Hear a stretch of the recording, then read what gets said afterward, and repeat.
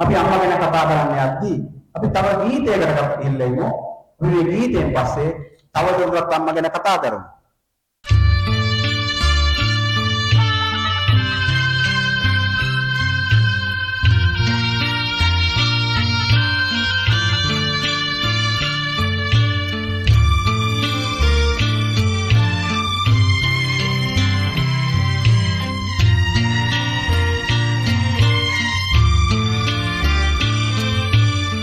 දෙවැනි බුදුන් ලෙස ලොවම වම් කළ ලොවක පිදුම් ලාද ලොවට උතුම් ලඳ අම්මා අම්මා අම්මා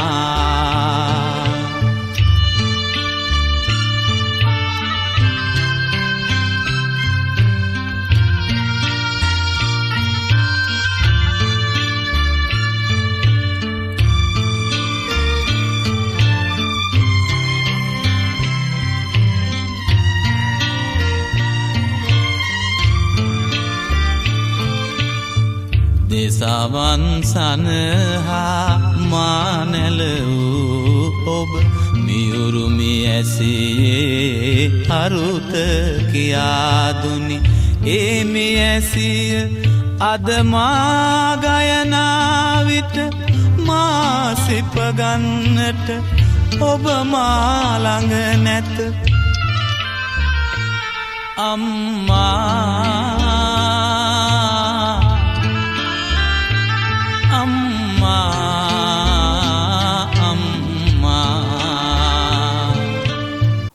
අවුරුදු 40ට 45 ඉතිහාසයට පොඩ්ඩක් යමු.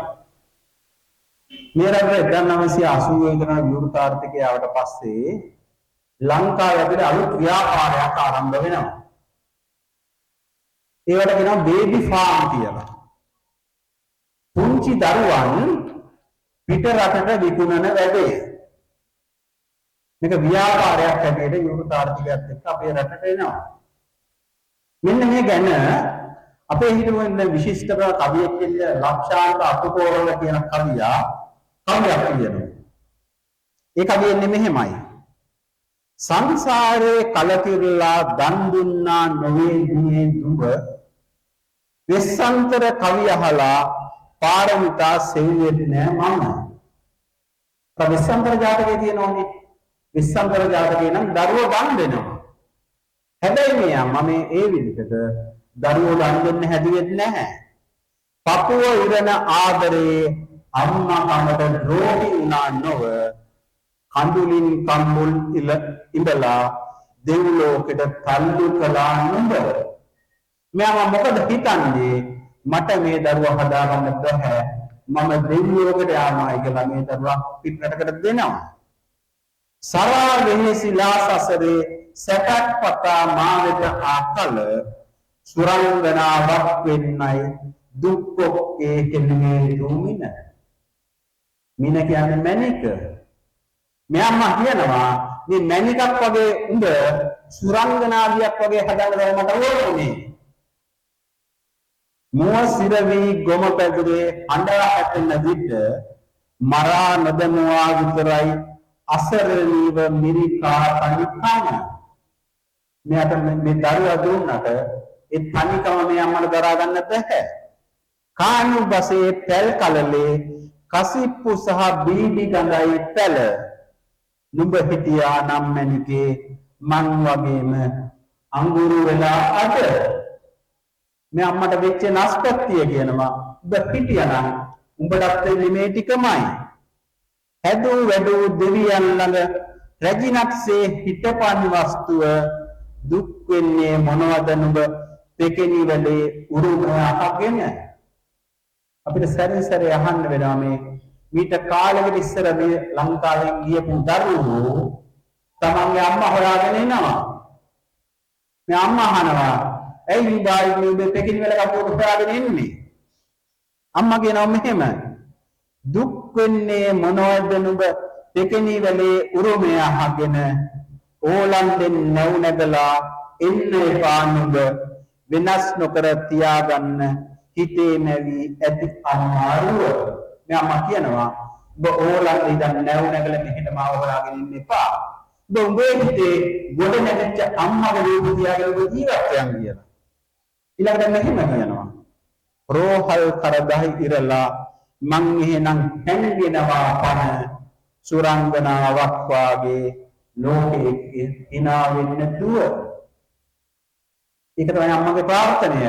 මේ අම්මා කියන ඔබ මාව බලන්න එන්න එපා.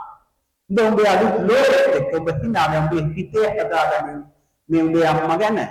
ඒ හැරෙන්න ඔබ මාව බලන්න එන්න එපයි කියලා. අම්මලා එහෙමයි. අම්මලා අයිති කරගන්න සූදානම් නැහැ. දයාසේන ගුණසිංහ කියන කවියක් මේ හා සමානම කවියක් ලියනවා. උපන් බිමට නුඹ වැඩියා මිසක දුවේ වැදූ මවට නුඹ වැඩියක් වීද දුවේ දුක උකුලා ඉන්නට මට හැකිය දුවේ නැව් නැගිලා දුරකට යන්න දුවේ මතු යම් දිනක සිටිවිල්ලෙන් සිටින සඳ දෑතක පහස සිහිනෙන් මින් දැනේ විට සිටියම් පොතින් ලොව විමසා බලන සඳ කඳුලක හැඩය මහසැරිනේ දකීවිද ඒ දකරුවා කඳුළු බින්දුවක් හැටියට ලෝක සිටීමෙන් මේක දකීවි. මෙන්න මේ අම්මා තමන්ගේ දරුවන්ට තියෙන ආදරෙත් එක්ක අම්මා කෙනෙකුට කරන්න බැරි දෙයක් නැහැ. අම්මා කොච්චර සිල් රැක්කත් අම්මගේ මේ සීලෙ බිඳනවා තමන්ගේ දරුවන්ට අනතුරක් ආන්තරාවක් වෙන වෙලාවක. අපේ පරපුරේ විශිෂ්ට කවියෙක් වෙච්ච රුවන් බන්දුගේ කියන කවියා මෙන්න මේම කවියක් කියනවා. ඔහු මේ කවිය කතා කරන්නේ ඊටම අවාසනාවන්ත සිදුවීමකට ලක් වෙච්ච දරුවෙක් සහ අම්මා කෙනෙක් ගැන. ඔහු මේකට අර අපේ ඉතරි සබන් කවි ආකෘතිය පාවිච්චි කරනවා. ඔහු කවිය කියන්නේ මෙහෙමයි. කෙස්ස උස්ක රන් බැඳගෙන රෙද තද කරන් ඇඳගෙන රතුබුලිල මල් පිටිබිම අතුරපු දේවී සත්තුකලිදි ඇඳ වටේට සත්වටයක් පැදකුළු කර මන්න පහර හතක් දීපු කුණ්ඩලකේසි. අපි කුණ්ඩලකේසි කතාව අහලා තියෙනවා. කුණ්ඩලකේසි කියන්නේ සිටු දියණියක්. බොහෝ සැප සම්පත් තියෙනවා.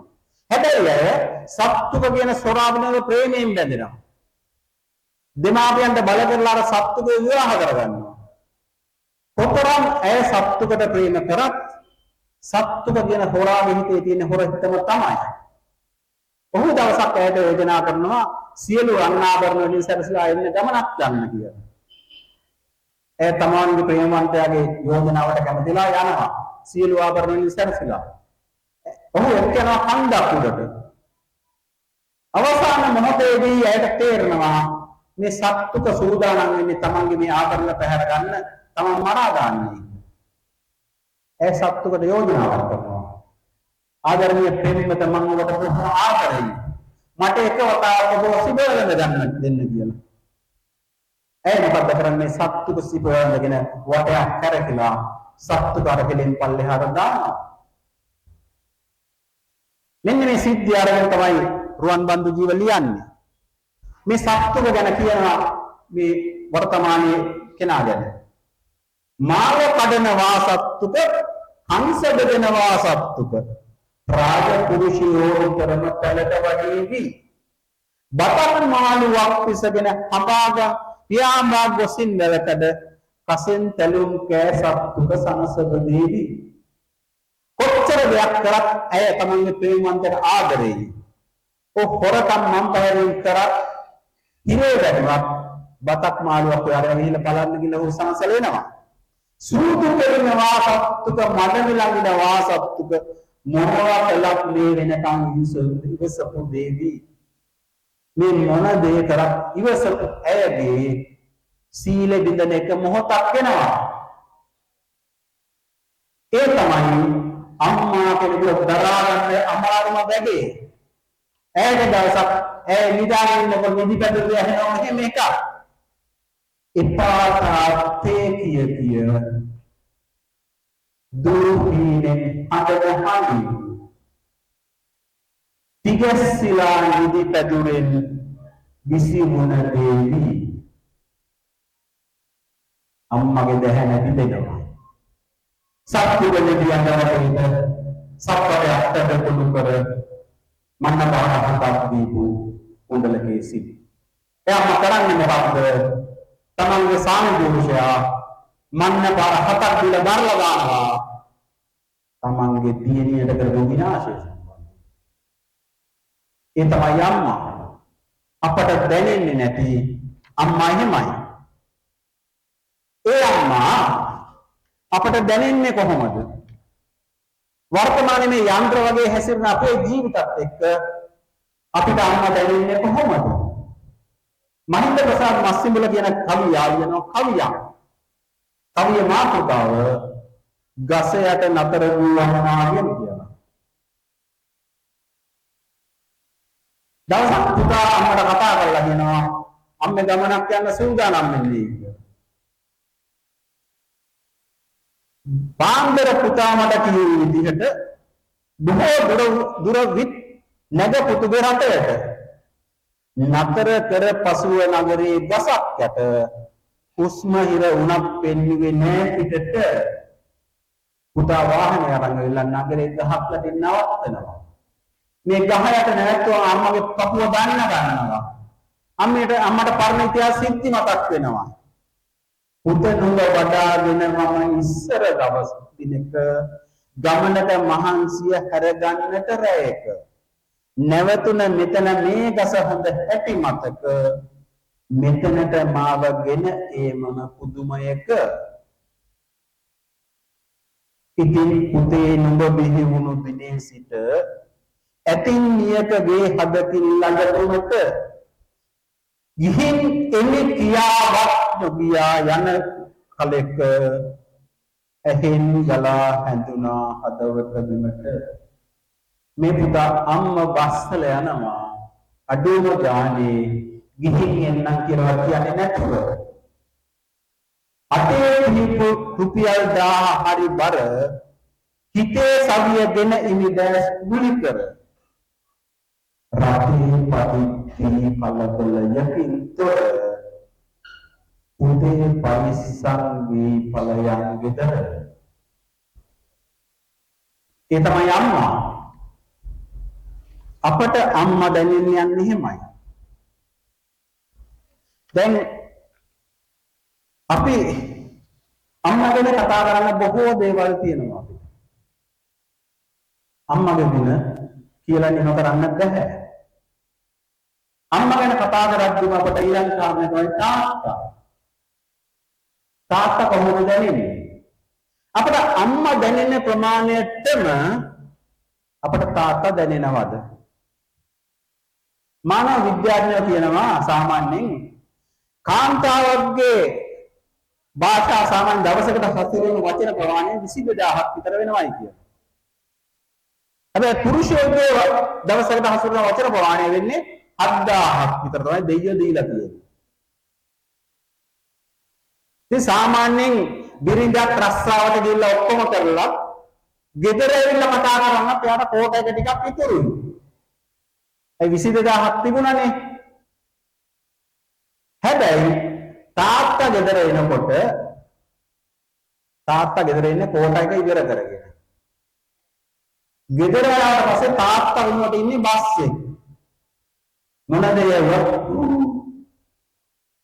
හුම් කියනට දෙයක් තාත්තා කටින් ඉන්නේ නැහැ. අම්මටත් මල පණිනමයි ඉතින්. තමසෙන මගෙත් එක්ක ළමයි කතා කරන්න බැරි. ඔෆිස් එකේ යදින කතා කරන්න කට්ටිය. උපාවේවත් අපේ ගෙවල් අනන්තවත් කියවෙනවා. මේ කතා කරන අඩු තාත්තලා මොකද කරන්නේ? තාත්තලා කොහොමද අපට දැනෙන්නේ?